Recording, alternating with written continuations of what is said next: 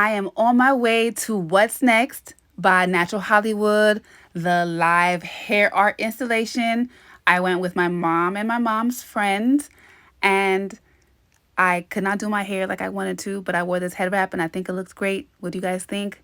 Comment down below. It's time for my debut.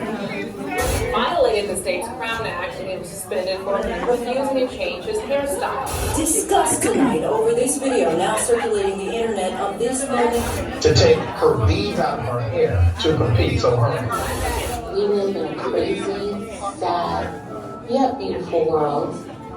It seems like every time we've made a bit of progress, something happens to remind us we still have so much work to do.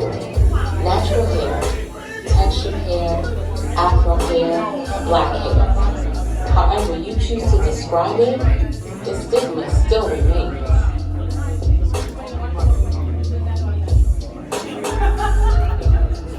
So where do we go from here? What do we do? What's next?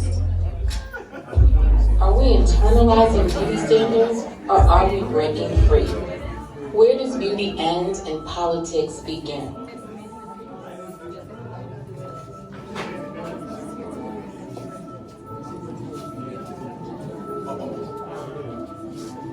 As for me, I choose freedom.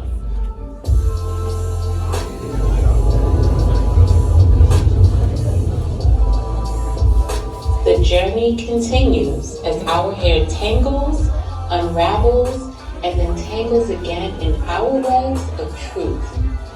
Join me as we continue to shift the narrative because our hair is undoubtedly beautiful. We must tell our story. We must push through the storm and create outlets to elevate and expel those boundaries on what represents elegant, luxurious, and gorgeous hair. Are you ready for what's next?